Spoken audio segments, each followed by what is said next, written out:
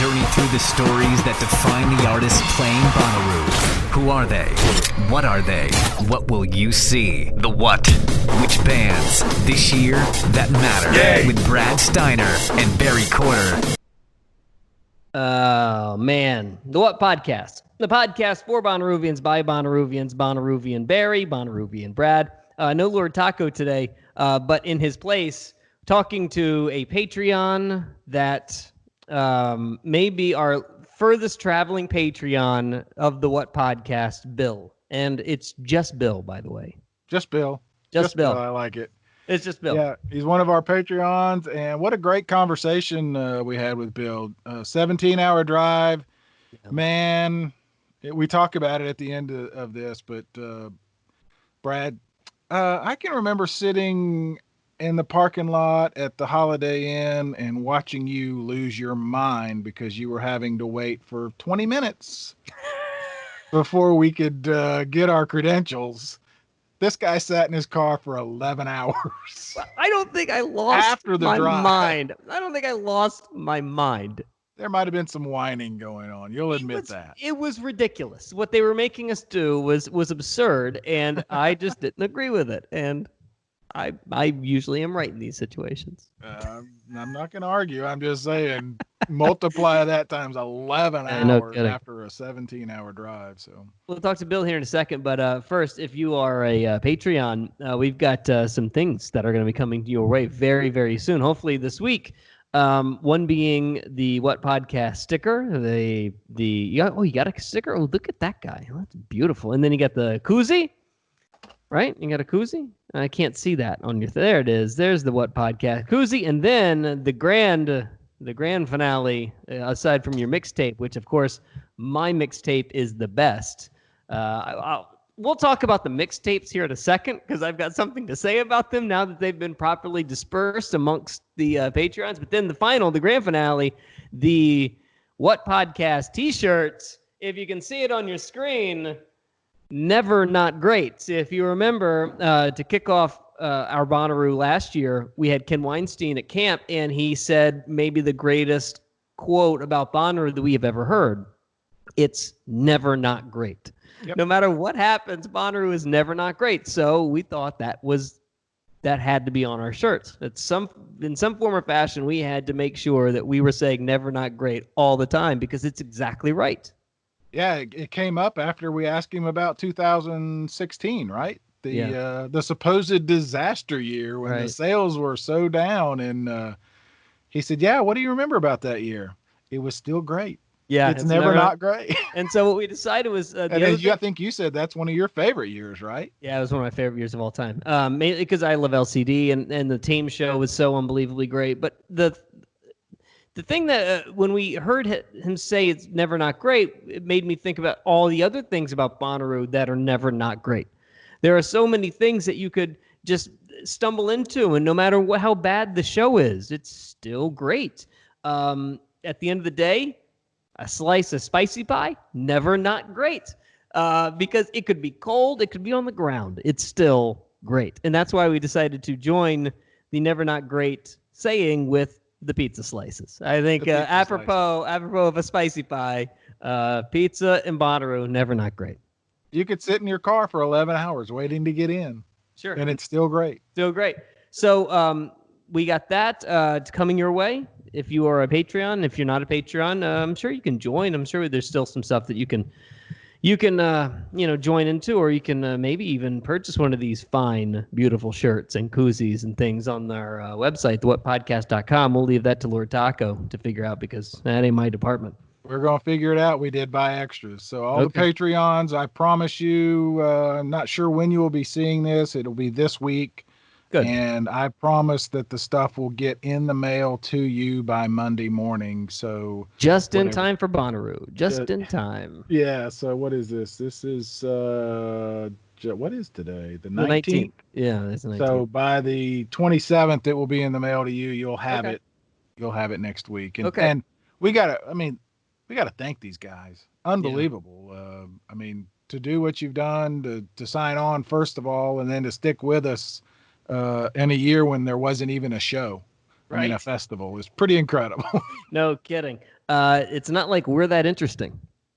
Well, I'd like to think. No, I'm not. Okay. All right. So we'll read off the Patreons here in a second. But first, after the Bill conversation, we talked to him. We're going to circle back to some of the things that we've heard about the industry, about next year, etc. So we will be talking much more in depth about some stuff that at least is flying by our radar.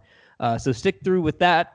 In the meantime, here's Bill from the Hudson Valley, fellow Patreon and Bonnaroovian Bill. Hey, Bill. Bill is sort of like Beyonce. You just need one name. Yeah, just one name. Yeah, I like it. Bill, where are you right now in your safe confines and quarantines?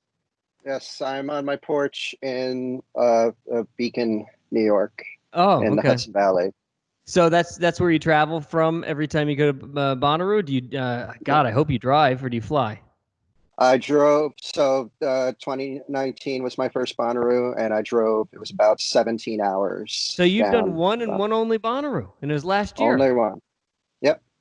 So wow. I'm a huge Fish fan. Up to 32 shows now. And when Curveball got canceled in 2018.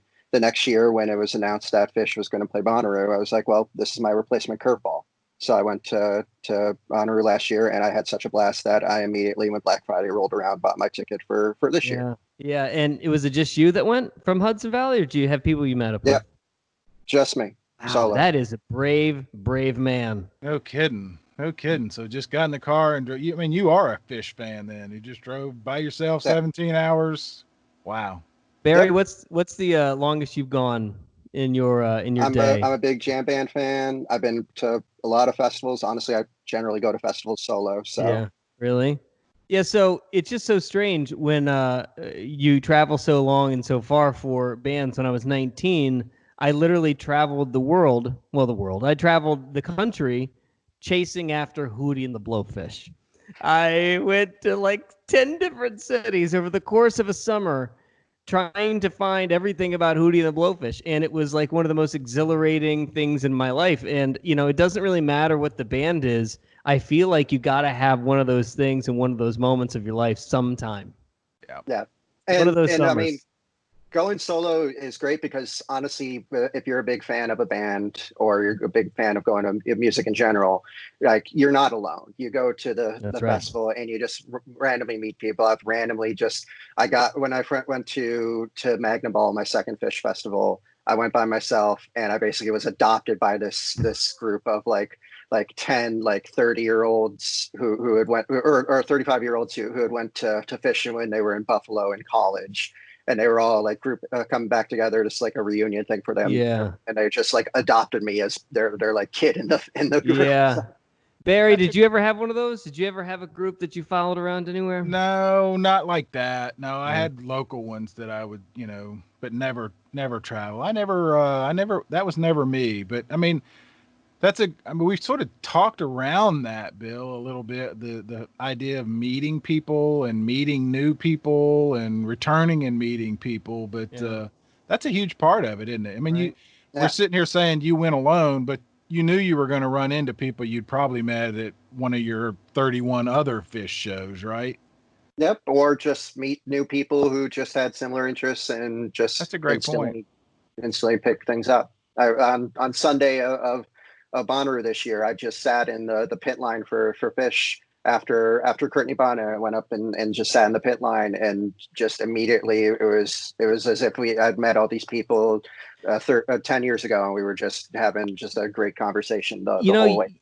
You're the guy that we needed to talk to last year because I'll be totally honest, and I've said it on this show before. I don't get Fish, and even going to the show, I gave it a shot. We can do the rewind. I gave it a shot. I was there for an hour. I heard 2 songs, and I still don't get it. I still don't get it. But the whole time, I kept saying it's like this EDM thing. It surely is something. Yeah. Oh yeah. I mean, it's definitely something. I just don't know what it is, and I can't really wrap my head around it. But when you go to a Fish show, and then you go from like whatever festival you see him at, and then you go to see him at Bonnaroo, what what is the difference for you? What are you listening for after 31 shows? I mean, it's obviously you're looking for the big jam vehicles. You're looking for just like super long jams. You're looking for new stuff. You're looking for the sort of rarity tracks that they play very rarely. Fish following Fish is kind of like I've seen it compared to being like a baseball fan, where you're keeping track of the stats and the numbers sometimes. You're keeping score. You're in the it stands is keeping score.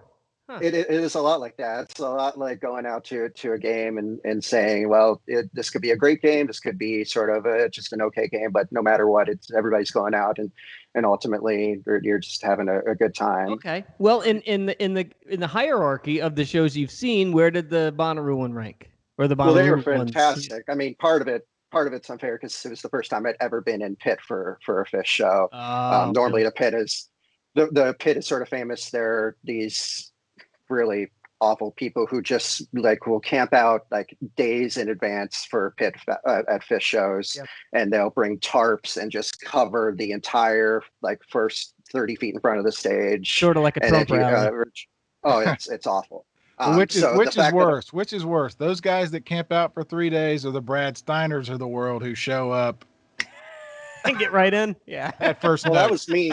That was me at Bonnaroo. Like I was expecting I'll never get close to the show. And then like after Gambino on Friday night, like I was swimming upstream as the massive swarm left the field.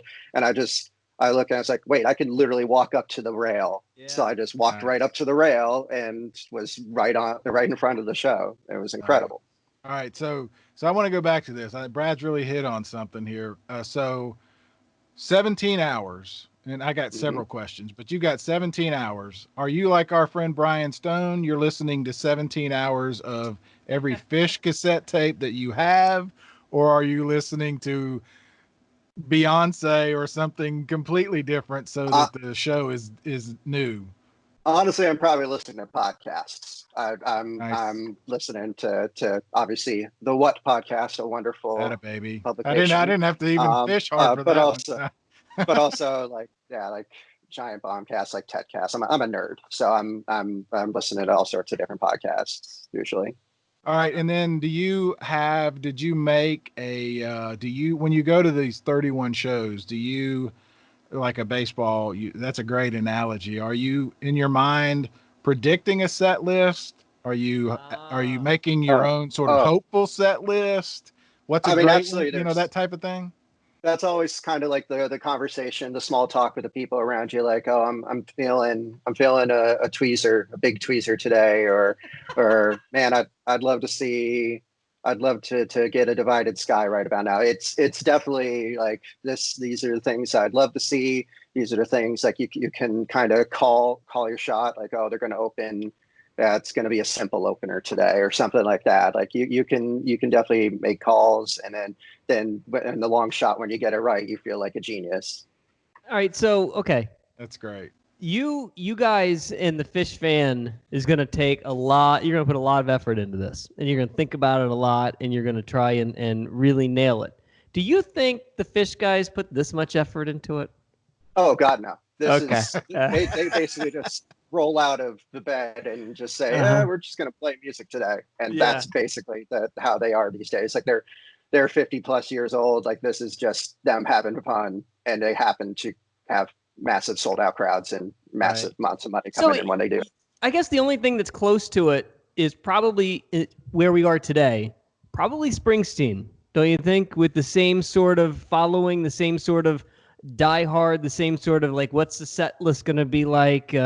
Talk about the 35 shows that I went to see. I'm trying to think of another artist that can warrant this sort of. There's a sort of conversation. Humphreys Dead and Co. Dead and Co. Some of that, but Humphreys, some of that widespread. But they don't tour as much. But I'm sitting here remembering, and I know, Brad, I've told this story. I think it was my first, and Bill, you may know whether Trey Anastasia was there in 07 or 08. 7 was my first, and I woke up Sunday morning to leave, right? Sun up. no one else is up except this guy. Barry, by the way, Barry used to always leave on Sunday morning. Used to always leave on hated sticking around for Sunday. I had decent reasons, but anyway, I get up and this guy is walking down the road, and a girl is awake in her camp, and somehow they just started talking, and he said, "I've got acid," and she said, "I've got pot," and they sat literally across the road from me while I was packing, and he kept saying things like, "Trey and I have such a cosmic mind meld that I know what Trey is going to play next. It's just really weird." And then I had to stop at one point. He said something like, "I knew what the next song was going to be." And Trey looked me in the eye and started playing the song. It was Trey this. Yep. I mean, it was all I could do from just sitting down and just listening to these two. It's still one of my favorite Bonnaroo moments, and it was one of my first. Yeah, the girlfriend was saying, "Who do you like better right now, Trey or me?" It's going to be a very tight race. It was 6 a.m, 6:30. You know, they'd both been up all night long. Trey this and Trey that. And well, anyway. back to the original question. Where did the Bonnaroo shows rank in those 32 that you've seen? They were fantastic. Especially the Sunday night show was spectacular. Again, part of that's colored because it was the first time I'd ever been that close where I could literally see like Trey. In fact, on the Sunday night, about 3 songs in, Trey leaves center stage and climbed out towards the front on top of one of the speakers, and he was literally 5 feet in front of me. It was mind blowing. Yeah. I think I was on the video recording that they did of it, and I could see me in the audience just losing my mind. Yeah, and so when you got to Bonnaroo, you make the trek. What were your impressions? What were your thoughts as you made the drive down before getting there? Well, so I drove. So I didn't want to do 17 hours straight, so I did 2 nights. So I did 12 hours the first night, stayed overnight in like Roanoke. And then drove the rest of the way down. And I pull up on Hillsborough Road, also known as Hellsborough, where I proceeded to spend from 6 p.m. Wednesday night until 5 a.m. Thursday morning in line before I got camped. Yeah. With no sleep. You know, I've been on the road for 6 hours already that day. Nobody to take over the wheel for me. Fortunately, I had thought to bring some granola bars, but that was the only food I had in my car. So it was rough. Yeah, you can't really fall asleep because you got to move forward. Every few minutes, yeah. Yep. Wow. All naps. If I have to go to the bathroom, I had to just put my car in park, hope the line didn't move, and just sprint out into the woods for a little while. But you had never been to Bonnaroo, so what were you thinking you were about to drive into?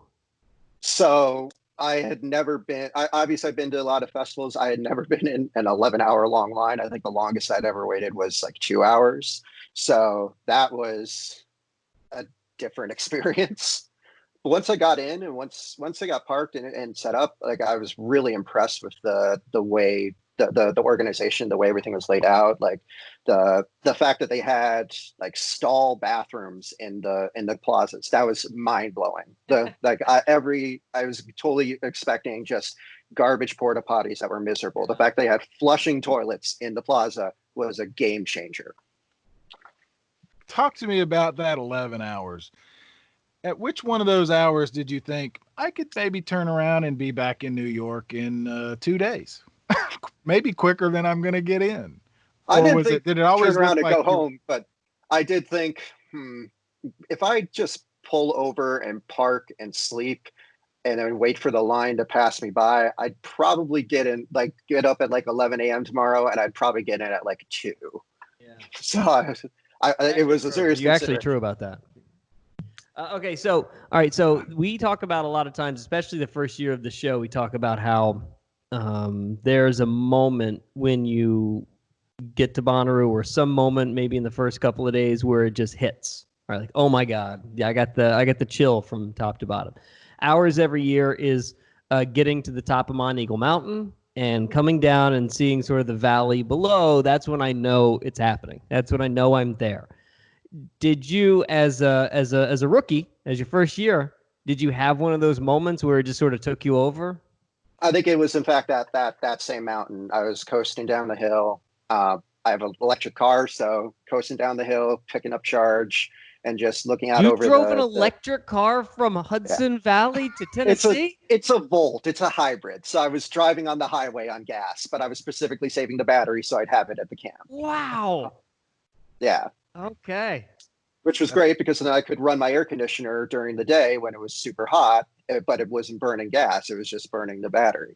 That is not what I was expecting to hear. Okay. All right. So, and then you get into the grounds versus all the other festivals that you've been to. What made Bonnaroo different for you? So, like I said, just the organization, the planning, like it was clear that this was like a professional operation. Like everything was laid out really well. Just like that, I was worried about lines when we're talking about just a massive festival of 80,000 people. I thought I'd be waiting in line constantly, and I really didn't. Like getting into into Bonnaroo each day was really quick. Maybe the most I spent was like 10, 15 minutes in line tops at any time.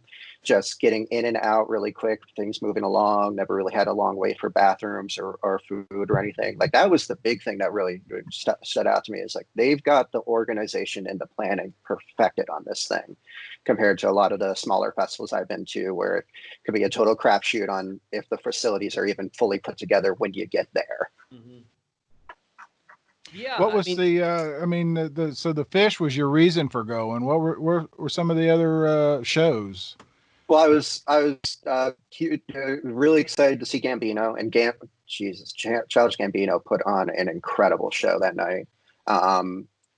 Excited to see a lot of the smaller acts. Like I'm a huge J-Rad, Joe Russo's fan.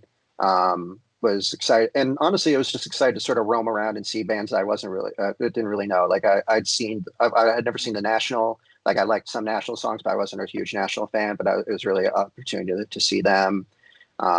Just a whole variety of different stuff there, and that's the biggest thing. Like Fish is a huge part of my musical identity, but I really love just everything. And yeah, but you love the thing so much that you decided to immediately buy a ticket again, sans Fish. Just the experience was just incredible. Yeah, but regardless if Fish was on the lineup or not. But like at that time, Black Friday, it was pretty well known that Tool, Lizzo, and everybody was going to be there, but we didn't know the rest of the lineup. And just Tool is one of my favorite bands of all time, and I really like Lizzo. So I was just like, well, I'm just going to roll the dice on this. And it turned out the lineup was so incredible and perfect for me that it was just a home run. Well, it's so interesting, Barry. We've talked about this a lot. We credit, and I think that, some people do not, but I think that we credit a lot of the sellout from last year to Fish and the just added 30,000 Fish fans that travel. And there wasn't a lot of Fish shows happening, especially in this region at the time last year. Tennessee, right? Going to be the last one in Tennessee. Right. So I wonder how many bills there are that came to Bonnaroo just for Fish and then turned around and said, man, maybe I'll come back next year. I don't care who the lineup is. I think it's not so much maybe just for Fish, but Fish was their primary motivator. And then they looked at the rest of the lineup and said, this all lines up perfectly with my musical taste. So let's just go. Right. Which, by the way, that's by design. And hearing, Brian and Steve talk about that in one of the very first episodes, talking about how they build a lineup. That's how they do it. They find those headliners, and then they try to, buttress so many artists after artists along the line with you. And Bill's got to be a great example, right? I mean, I guess you love Fish enough that if, let's just say, the rest of the lineup last year was not good, you're probably still a big enough fan you're going to go, right? But not everybody is that way. So, driving 17 hours is something, whereas, so 2 weeks later, I went and saw them up at SPAC, which is 3 hours away from me. Right. So, if obviously I love Fish, I'm not go on a 2-month vacation and follow them on tour the entire way. A fan. I know those people. So you're not really committed. You're just kind of committed. Yes. Yeah. Hey, but so what's the furthest you've actually driven? So first I've ever driven is Bonnaroo, but I Okay. did fly out to Denver for Dick's back in Yeah. 2017, Right. and that was the first I've gone for a show. Okay. All right. And when you looked at the lineup this year, other than Tool and Lizzo, what were you seeing? What were you gonna do? Let's cry. Let's cry a little bit. Yeah, let me pull up my Let's my feel a little notes. pain. I'm the type of person who takes notes on the lineup, so I know exactly what all I'm looking for here. So Tame was big. Turquoise. So I know I was telling Barry, like I know Barry's got the best taste because he's the one that's excited for Turquoise with the Talking Heads Well, members. let's be And honest. that was going to be an incredible show. He also listens to Bass Nectar, so let's not overdo All it. right. Well, I knew that was coming up. I'm gonna have to rethink that whole thing. yeah, Yeah, about that. cancel culture. But yeah, Turquoise, Pigeons. Like this year, like the jam was actually really solid. Turquoise, Pigeons, Oysterhead, King Gizzard. King Gizzard is incredible. Yeah. The Sylvan Esso, like the With show, that sounded really, really cool. EOB, Billy Strings, some great jam grass. Just a really stacked lineup this year. That's a good lineup. That's a good pick. Yeah. And I want to ask only because you do a lot of festivals and you traveled so far. I mean, what sort of things were there? What were the lessons, sort of camping wise? Did you bring enough? Did you bring the right stuff? Were there learning curves, or what were the mistakes? What were the good things you did? First lesson I learned was bring more food for the part. Yeah. The parking lot. Snacks are an important thing. I don't think that you need to bring a fish to fillet outside the car, but snacks are pretty really vital. bring cooking campsite. Just bring it for snacks in the car. That's right. Lots of hummus, man. A lot of hummus. That's probably a good business opportunity, Brad. We could have walked up and down that road and sold some stuff. Man, that's a great point. I was surprised there weren't like lemonade stands or something set up by the residents there. Like it would have been a great business opportunity there. But yeah, supposedly they were going to fix that this year, so we'll see. But yeah, I brought my canopy. I'm very glad I brought my canopy because I would have been roasting. Like I've got one of those tents that has like the reflective side, so that helped keep it relatively cool inside. But it was still by like 10 o'clock. I just could not be in that tent anymore. So Right. Did you meet? I mean, I know you met people. Did you meet people that you're still in contact with that are new, that are like new friends? I've met a few people from like the fish subreddit. So I talked to them and obviously since then haven't really had a chance to meet with them, but I'll occasionally talk to them on the Reddit there. Other than the lineup, and because this is another thing that Brad and I have sort of talked about, and it's funny because we both danced around it. We've done it enough times that we don't think of it as being as huge as it is. Sometimes, we forget. So other than the acts that you wanted to see this year, what were some of the things that were on your list that you didn't get to last year that you were looking forward to maybe visiting or revisiting?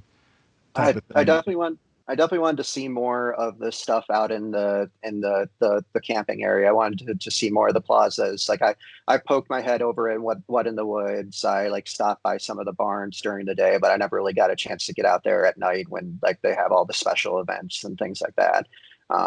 I definitely did say the Grove was like on Sunday afternoon, the Grove, when I just needed a place to relax and hang in a hammock. That was a real lifesaver. I was kind of dragging and just hanging out for a couple hours in the Grove, taking a nap and relaxing was perfect. But yeah, stuff out in the plaza was huge. That I definitely wanted to see more of this year. There's this thing, Barry, and we say this every year. I'm dying to go to that robe party. I'm still dying to go to Snake and Jake's. There's so many things that we barely get to Christmas barn, the pajama thing. Yeah, we barely get to the outside the campsite. So much less we're so packed full of so many bands and artists and sets that we don't get to anything else. And it's like one of those things where I wish that there was a day where we could just there was no music playing and we could just do the extracurricular activities. You know what I mean? Well, that was supposed to be Wednesday for me last year. I thought, I'll get here at 6. I'll roll in at maybe 10 or 11. That'll be fine. I can party all night. It didn't quite work out that way.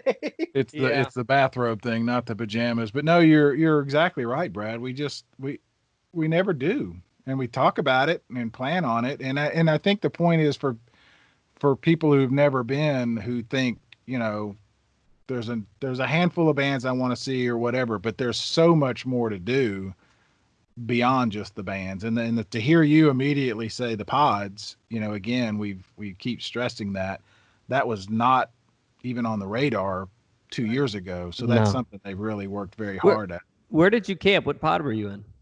I was all the way out in pod 10. I had a 1.5 mile walk. Wow. Oh my God. And you still wanted to come back. Yeah, no kidding. You might as well driven from New York every day. I strongly considered getting VIP tickets just so I'd get a closer campsite, but they claimed they were going to improve that this year. So yeah, I would not have taken that to be true. There's it's not that it would not be true or not. It's that there's certain level of creature comforts that I demand, and I'm not even going to play with.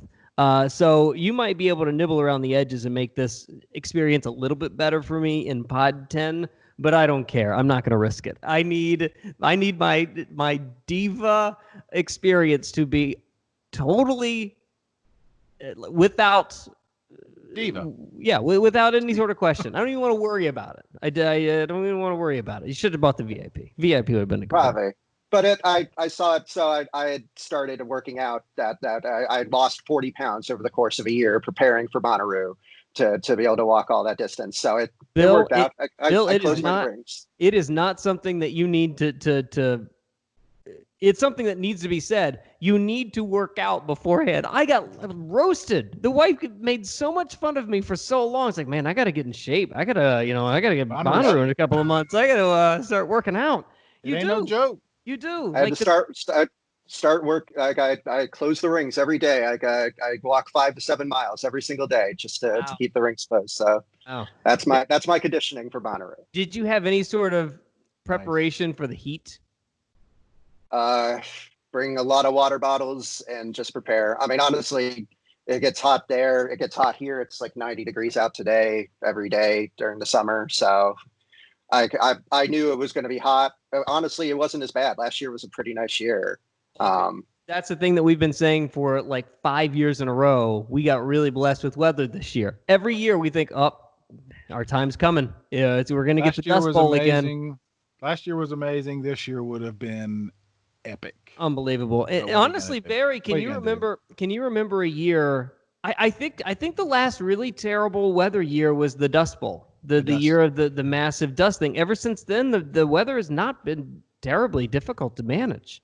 Oh, I don't know what to credit to that to or blame or whatever, but yeah, that Dust Bowl and leading up to, we didn't have rain for 6 weeks? Yeah. It was horrible. And then ever since, it's been okay comparatively. So what they should do, they probably spray like they spray for the bugs. They probably spray everything down to make it. Hey, who's that? Sorry. My grandmother's nurse is heading out for the day. Sorry. Hi, Grandma. Hi, how are you? Good to see you. Does Grandma want to come to Bonnaroo? No. She would do very well Bonnaroo. That's awesome. We've got Grandpa Barry. Why not? She'd come hang with me and Dewar. Yeah, no kidding. So when you look forward to 2021, are you already in? Are you 100% in for next year if it happens? That's the question. I haven't pulled the trigger on the refund yet. I figure I've got tier 1. I got the lowest possible cost ticket. Do I want to return that and chance not getting it if the lineup turns out to work out again next year and end up paying more, or do I just want to roll the dice and stick with it? I'm still trying to consider that. I've got a couple more weeks to consider, so I'm trying to figure that out. But I'm pretty sure I'm just going to keep it. All right, so tell me what the process is. If you were to get a refund, that means you got to go back in and buy another ticket for 2021 when they come available, depending on whatever tier that you get, right? So you might end up spending more money for next year. But if you were to keep it and roll it over to next year, you get to keep it the same price? Is that the deal? Well, it's already paid for. Yeah, it's already paid for. I paid it outright. So the money's already down, and I still have a job. I work from home, so I can get by for now. So do I just let it roll and pay its dividends later, or do I cash out? I'm still trying to make that calculus right now. What are the things going through your mind? And I'm thinking not just, I mean, it's money. You could, I'm sure, use the money. I'm sure you don't know what the lineup is. You don't know maybe what your July or June, rather, excuse me, is going to look like next year. Are you at all concerned? Virus, vaccine, 80,000 people. Does that weigh in, or? That's the biggest concern is based on how things are going right now. Are we actually even going to be in a place where we can do this a year from now? I'm still not convinced based on everything that's going on. It's not going to be, we've stomped the curve down and if everybody wears a mask, that'll be fine. I honestly, we need a vaccine out, and we needs to be pretty heavily deployed before I feel comfortable going back out there. Yeah, I think Brad and I are going to talk about that some more in a little bit, but I think that's the question, right? I mean, what does that look like? And we're no closer today. We're in fact, I would say we're less closer today than we were a month ago, 2 months ago, even 3 months ago. So it's funny because up here in New York, looked real bad back in March and April, but nowadays it's actually gotten to the point where it's pretty good. I mean, I go out to dinner occasionally. I eat outside. I wear a mask when I'm at the table. Yeah. But we've mostly gotten things under control here. But I look out to you guys in the South and out in the West, and it's a mess out there. It would appear you have people in charge who are actual grown-ups. So maybe that is helping. Yep. I'm not the biggest fan of Cuomo, but he's done a decent job here so far. So. Functional brain. That is who knew that was important? Yep. It's like baffling. We need a functioning brain. Maybe reality TV stars aren't the best people to run the country. I don't know. I'm pretty excited about Tyra Banks in 2024. Yeah. I'm pretty excited. Bill, we can't thank you enough for being not only a Patreon but a fellow Bonnaroovian. So It is weird that this show took a turn out of necessity because I moved and it became a video thing. And then it became a necessity because of coronavirus. And then on top of it, we got to meet so many of people like you and actually engage about something that we didn't get to do this year. It's been very rewarding to talk to all of you and see all of you and be able to shoot the shit about something that we love so much that God, we hope it actually happens next year. But and I think what we want to do, and Taco and I have talked about it. I mean, Bill, now it's just stunned me when we look at the spreadsheet of where all of our Patreons are from.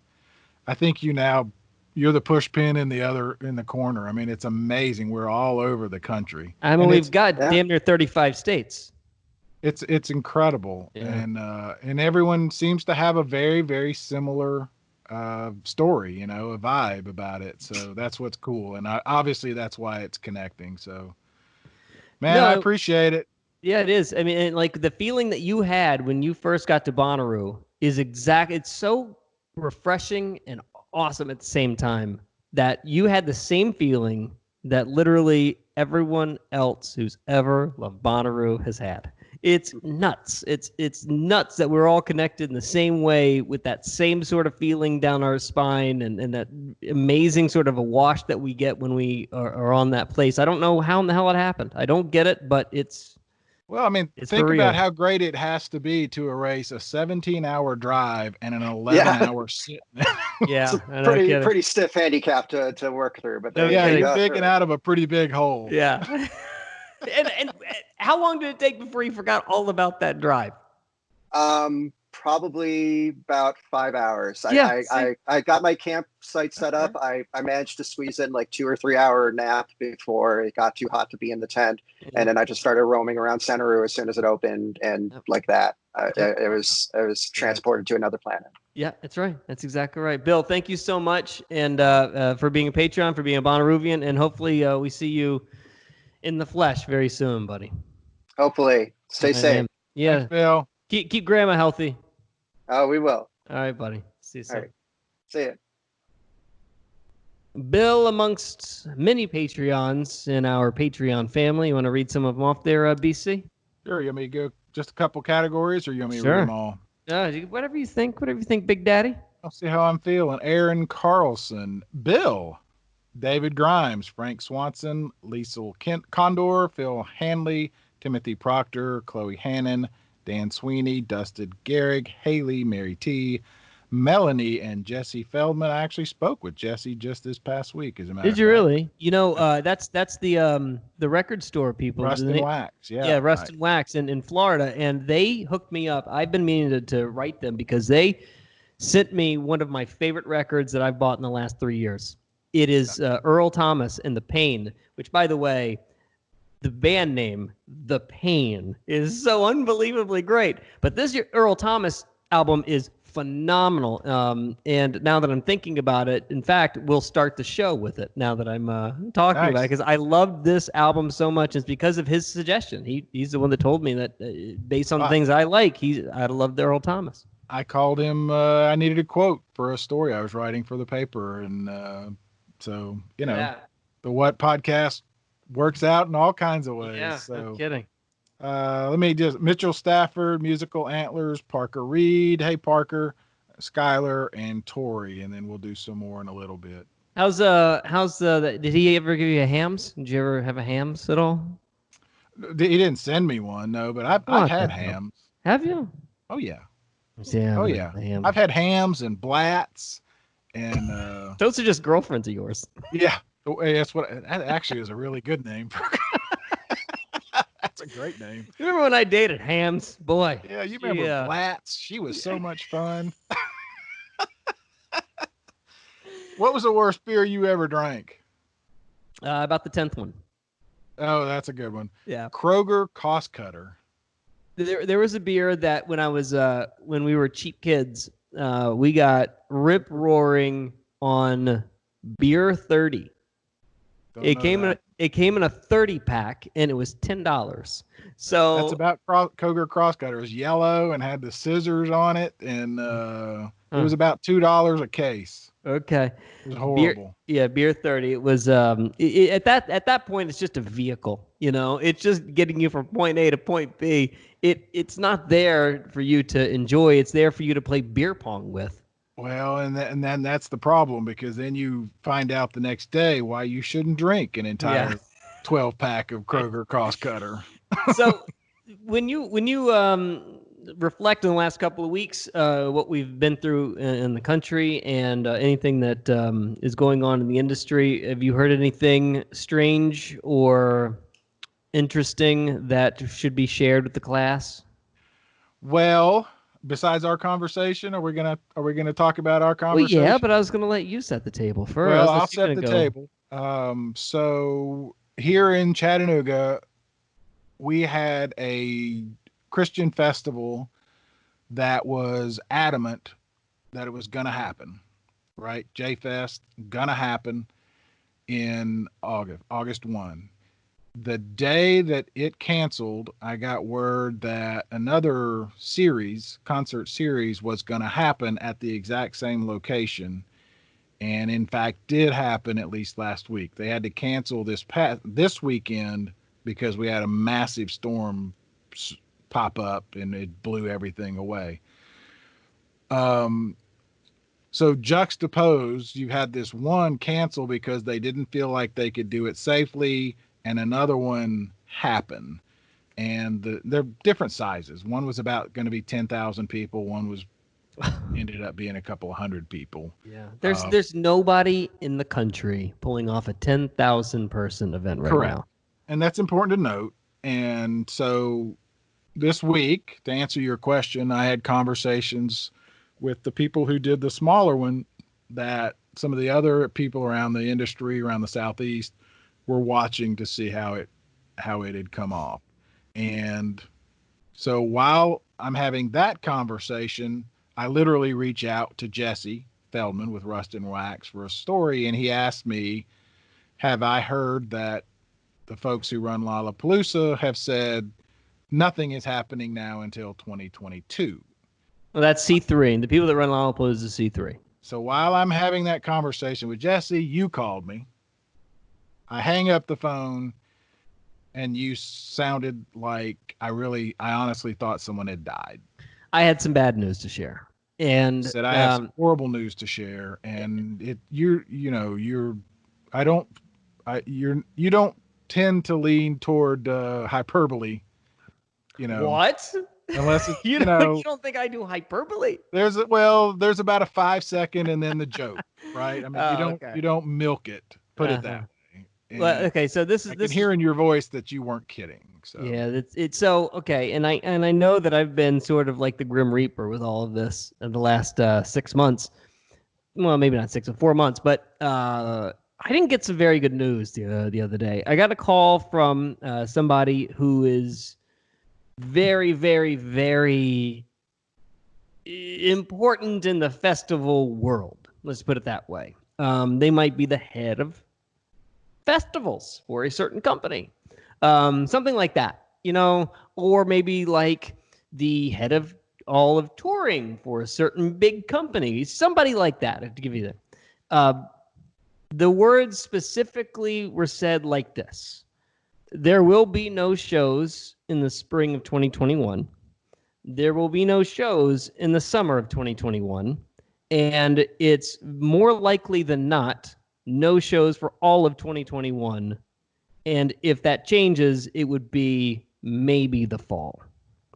So when you have when you have an entity like Coachella saying that, a few months ago when they made their announcement that they were canceling this year and next year was seriously in doubt, I think that we all collectively rolled our eyes. Like, come on, that's not going to happen. It's going to be fine. It's going to be fine by next spring. Give me a break. No, they're not kidding. It is for real, and it's not at all likely that it's happening. Now, I was told straight up not happening. But the editorialization in my head would say, I still find that hard to believe. Sure. I'm still struggling to think that at some point the dam breaks with either we all don't care and we're going to do it anyway. We are going to have a vaccine by then, perhaps, or somehow, some way, the will of the country changes and we just get our shit together. I don't know. There's something that feels like it's too far away to just toss away this easily. Well, it's not just too far away. It's how does that even work? I mean, who can afford to not work and get paid for a year and a half or 2 years? And that's sort of the conversation that you and I had. Well, before you get into that, let me put it this way. Live Nation, I don't know if you've been following their stock price. Live Nation went from $65, which is their high, to $19 last week. Yeah. And then they got an influx of money from a outside investor, and it went right back up to $45. They've got $1 billion cash on hand. $1 billion. Well, what I'm hearing from friends who do this kind of thing, believe it or not, I know one who's in that world, where the banks, the traditional money lender types are out because they don't have anything, but you've got all these like sort of tech people, these .com people. There are people in the world with money, and they're now stepping in to take advantage of an opportunity.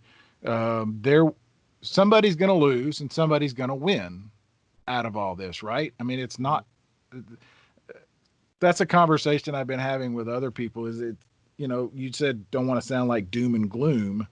That's what it sounds like, and in probably certain worlds, that's what it is. But somebody is going to come out of this ahead. Yeah, and the problem is, it's a Saudi billionaire is not coming to rescue the exit in. Probably, maybe not. Well, this is the crux of it.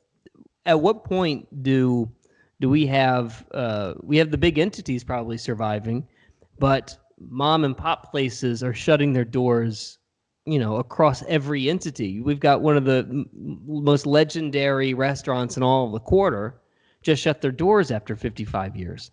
It's people like that are going to get squeezed and squeezed hard, and there is no end in sight. There is no. But I asked you this the other day when we talked Thursday, I guess it was, is somebody will figure out. And I think I think this is just completely me.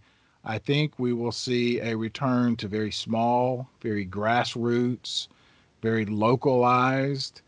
You might not just see your usual next door neighbor who has a garage band play. You might see, depending on who lives in your town, it might be a huge star suddenly doing house shows, pop-up shows, small shows.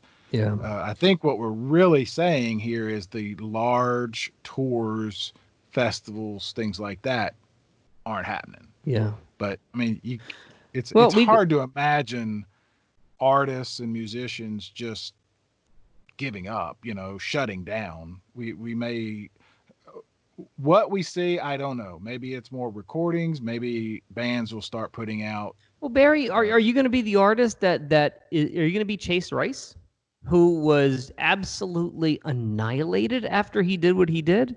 Chase Rice does a show in Nashville, and they get 3,000-4,000 people show up, and the next day, first off, I've never heard of Chase Rice in my life. Right. I don't know who that is. Now I do, and now I know him for all the wrong reasons. And he was eviscerated after that thing. Yeah, I think what's interesting is, if I understand correctly, that was an 11,000 or so seat venue, and he had a very few people there. Where he messed up was inviting him up to the front because he was feeling his oats or whatever, and then the pictures got taken. Point being is to not diminish what he did so much as to say it's a lesson. The event here, we'll see what happens. Let me say this, and I mean this sincerely, part of the reason that I think it may not happen until 2022 is because of what you said earlier, is people just are over it. They think it's not a big deal. They're doing all these stupid things like opening up, and like the governors in Florida and Georgia acting like it's not a real thing. And that's just going to prolong it. So I think, and the other thing is, and I mean this sincerely, I don't think we've seen the worst of it yet. I think the real bad things are in front of us. And that's going to happen in the next several months. And so there's then going to be this buffer, and that's going to push spring and summer of 2021 out. To just say I don't think it's going to happen, it's hard to wrap your head around it. But if you look at it from that way, where the numbers are continuing to spike, and they're going to continue to spike, and until people take it seriously. Yeah. For example, right now, think about it this way. And this is going to sound like a conspiracy alarmist, but right now we're arguing over masks. What happens when they start taking people's homes and their trucks, and their toys? Mm-hmm. And then we're going to start seeing the real bad stuff. And that's why I think the idea that it really could be 2022 doesn't seem as unrealistic as it might at first. And to one of the points that you made, we've been saying, and I hope that if you've been listening for the past couple of weeks, you have because I know that I do, a better understanding of what goes into putting something like a show together, and not just a show, a string of shows. Maybe you see in 2021 just a pop-up show here and there. Maybe, I don't know, but the large scale tour is not going to happen because when do you get the vaccine? We don't know, but I can promise you that the second that you have the vaccine, I bet there's not a tour ready to go. Because who wants to take that first? Right, but and not only that, just technically, you're going to have a tour ready to go on the magical day the vaccine just happened to be ready. You don't know if it's going to be ready by March. You don't know if it, and so when it does become available, then you can start planning something. And so how long does it after everything that we've learned, how long does it take to get the legal involved? And then how long does it take to get the tour manager and infrastructure in place? Then you've got to find the venues. Then you've got to find venues that could even open anymore. Then you got to find the money that pays for all of this. Then you got to put together 20 to 30 dates to make it profitable. Okay, so if that's the case, best case scenario, you get a vaccine by March. How long does it take you to put all of that together for a tour? It's going to be at the minimum 3 months to put that together. So now you're into fall. And everything that we know, tours don't really exist in the winter. So, right, and I think our conversation with Jim Burris, the calendar shrinks really quickly. Our conversation with Jim Burris, the last one, was really enlightening along those lines. It's not like an artist, writes a bunch of songs and then records them and puts them out because it's ready. There's a plan. Is this the right time? Is it finished? Right. Does it fit with their other catalog? Just what you were just saying. And just what Jim was telling us. I mean, and you've said this many times, and Brian and Steve said this, is 2020 the right time for this artist to play Bonnaroo? Right. Maybe not. It's not just is he available or she available on Saturday, June 12th. It's, does it make sense? Mm-hmm. And I'm very curious to see. I mean, I kind of ask about this, but this is such a seminal time, I guess, in our history. What if everybody comes out with their album and every one of them are called Quarantine? You know what I mean? Yeah. Or Coronavirus. I was literally about to say, plus there is this thing called competition. There is only so much marketplace for a Justin Bieber album and a Harry Styles album. I hate to be so simplistic about it, but these artists are in competition with each other. There's only so many ears and so many dollars that can go around. Maybe not from at the top, but definitely in the middle, where bands like, and I'm going to go see them this weekend, the Revivalists. How do they compete in that marketplace? It's gonna be damn near impossible. Well, and better than I do about timing, and I mean, like, I was just watching an interview with Graham Nash earlier today, as a matter of fact. Total sidebar, but it kind of is related. Crosby, Stills, Nash and Young had just released, I don't remember the song, but it was climbing the charts. He was at 19. The Kent State shooting happened. Neil Young went out into the woods and wrote Ohio in an hour. Mm-hmm. David Crosby called Graham, said, get the band together in the studio now. They recorded the song in an hour and put it out, and it knocked their other single off the charts, which is my reason for telling it. So there's this, it cost them money in some ways, but there's those kinds of considerations is my point for bringing that up. Yeah, that happens a lot less frequent than you would ever think. No doubt. So, I mean, so rare. I'm going to go out in the woods and write a song, but my point is so pick an artist, whoever. Tool was going to tour in 2020. Maybe they had no intention of touring in 21 or 22, and they're not going to do it just for a one-off, which is your point for earlier. So it's very complicated. What I'm going to do this weekend, and there's C3 has put together 3 weekend shows. The first one was Tank and the Bangas. The second one was this past Friday with Galactic, and then this weekend with Revivalists, in which it's all a drive-in show. Now, I've talked about how dumb that I think these drive-in shows are. Everything that's come out of them, and anybody I've talked to, they've really enjoyed themselves. Now, I think that they're enjoying themselves in a vacuum, frankly, but be that as it may, they liked it. And so far, it's gone on without a hitch. It's, a little weird, frankly, but it's something. It's enjoyment in a vacuum. It'll work. It'll work for now. I'm interested to see how how much this can be replicated across the country, and if it actually can. I don't know the financials of this C3 endeavor. I don't know if they're making any money. I don't know if it's what it's for, to be honest with you. I don't know if it's even turning a dime of profit. Well, I can answer that. The ones that I know of, the two here anyway, the examples that I can think of, they're making enough money so that a few people, bartenders, whatever, are getting paid, which they weren't before, number one. And number two, it's a huge feeling of doing something rather than doing nothing.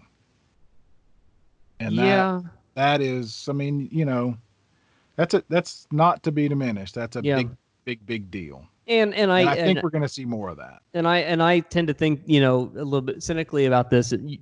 I always imagine that people do these things not just to do them, but because they need to make sponsors happy.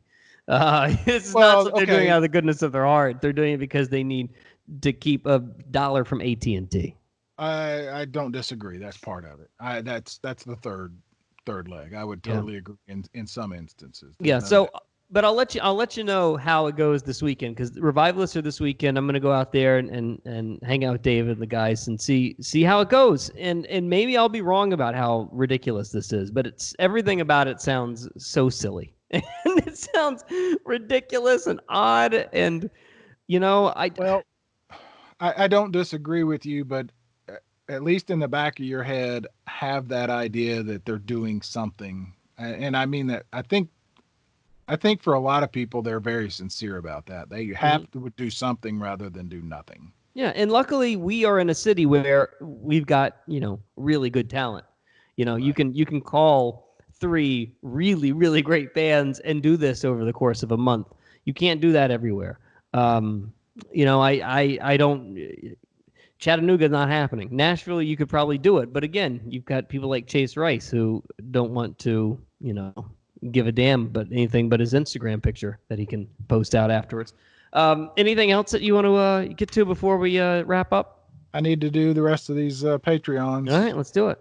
Chelsea Davis, Evan Brown, Gordon Silver, Jason Hazelbaker, Joshua Herndon, Lauren Edholm, Linda Doles, Lucy Young, Nick Yeatman, Ross McNamara, Ryan Mathewson, Sean McCarthy, Tyrone Baskett, William Richards, Clay Wilhoit, Andrew McBride, Catherine Riccio, David Solano, Jacob Marty, Justin Nigro, Meredith Rittman, Brooke Tussey, Daniel, and Charla Horton with the Rubus, David Henson, Ella, Phil Nye, Sean McCain, Benjamin Wells, Karen Sheets, Stephanie Romero, and DK. Isn't it amazing where we said we weren't going to be doing any more shows, and then we ended up doing more shows?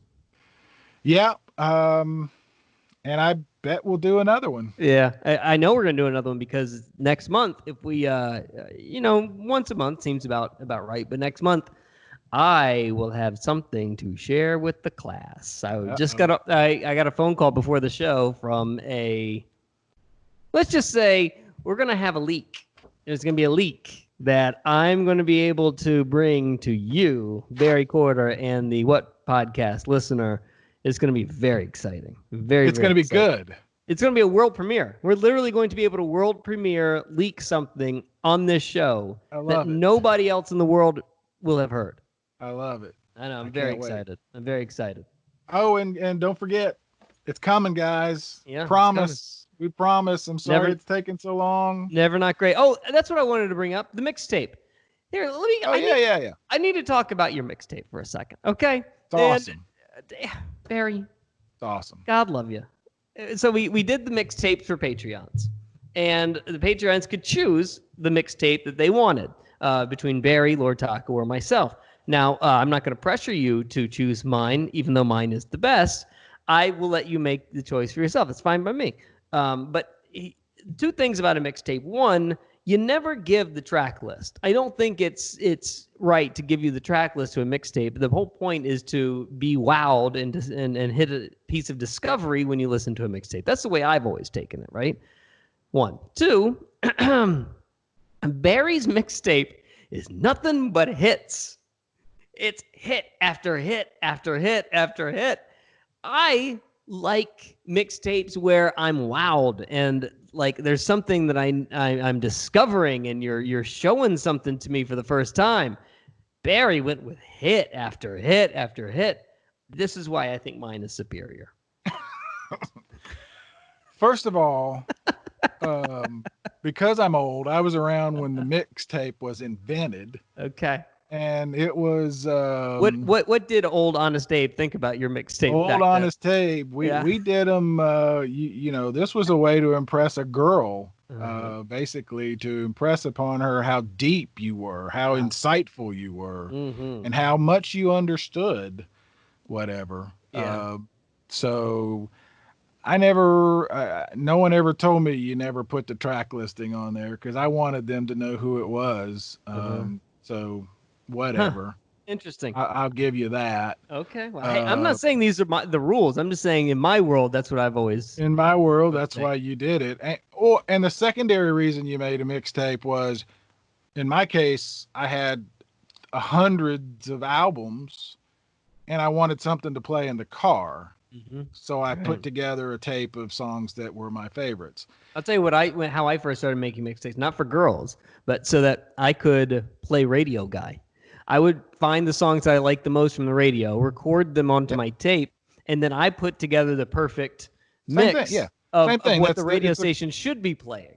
It's what I would play in the car. I wanted to hear and so I went round and round. I thought of doing music snob mix. I could go deep and I could find, and I thought of putting together a list that, people would say, wow, that Barry, he really went deep and thought about this. And then I thought, no, I'm going to put together a list of the stuff that I listen to over and over and over when I sit down in front of my Apple TV, whatever, my music list, and I don't really know what I want to hear.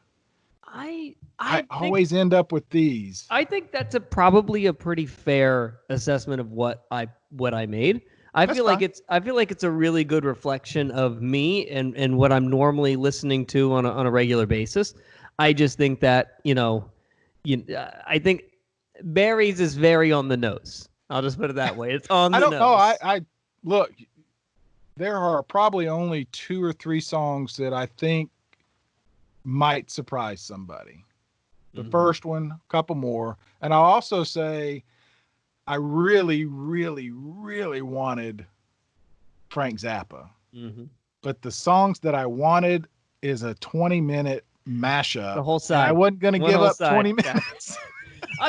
Mine's one song short because in the editing process, you guys made me kick out one of the songs that I had on there. And it was still a good call. No, it's not. Okay, so I run of the stations that I run, one of which is a classic hits. And guess what is played all the time on this classic hits station? I don't know why, man. It just struck me as odd. Okay. The song in question is Michael Jackson, PYT. Now, I think it's Michael Jackson's best song. It fits the sound thing that I was going for in my mixtape. It fit perfectly where in between where I needed texturally. It just made so much sense. And you guys yelled at me and said, you cannot put that on a mixtape. And I just don't understand why. I do understand why. Let me make that clear. I do understand why. But didn't yell. I think all I said was, are you sure? And you got confirmation from your wife. From everyone. From literally everyone. Probably not a good idea. But then when I come down here and I see the station, it's playing Michael Jackson 30 times a week. I know. Optics. I don't know, man. I don't know. I don't know. I knew I'd get blasted. But I'll do this. I had to make 15 copies of that thing. So I've listened to it many, many times. Yeah. And it's still the tape that I would play in my car. Okay. All right. Well, that's all that matters. I'm just pointing out differences. That's all I'm doing. Pointing out the differences. I knew we'd have this conversation, and I knew exactly how it would play out, and I knew I could go music snob and You think I went music snob is what you're saying. You think that I purposefully tried to be snobby about it. Yeah. I think I put it this way. I think you gave more consideration to how it would look to someone else than I did, because I just put together the list that I wanted to put together. I'm trying to. Okay, let me unpack that. I feel as though that I put together for someone who wanted to choose Brad because he might fit their musical sensibilities. I was going to service that. Yeah, I couldn't get my head around who that person was, so I just said I'm not going to try. So I'm going to please me. Well, Barry, you're very, very pleasing in every way. Well, think about the Bonnaroo playlist. Yeah. I bet you don't have a Fish song on your tape, do you? Did not include Fish. No, there's only one song on there that I regret, and I'm not going to say which one it is. But if I were to do it over again, there's one song in particular I would have replaced with something much better. But it is what it is. What's exciting about this is that we love doing it. We love doing it so much that we want to do it again, and so we're hoping to make this a regular thing, and hopefully, give them to you guys, that are Patreons, and in the future when we put together the new levels and try to think about new stuff to give and share. The mixtape is going to be one of them, and I hope that it can be a recurring thing because putting them together is so much fun. It was a blast. And so what I'm thinking is that next round, the next round will have everybody will choose me. That's probably what's going to happen. How about next round? Brad has to do a mixtape for Barry, and Barry has to do one for you. Interesting. Oh man. Yeah. If I did it for you, it would just be, two sides of nonstop bass nectar. And the Bee Gees. Yeah. A lot of yacht rock. Barry likes yacht rock. Yeah. All right. There you go. Not what mine is, but okay. There's for Lord Taco, it's Barry Corder. I'm Brad Steiner. We'll talk to you next time on the What Podcast. Love you. Bye. Journey through the stories that define the artists playing Bonnaroo. Who are they? What are they? What will you see? The what? Which bands this year that matter? Yay. With Brad Steiner and Barry Corder.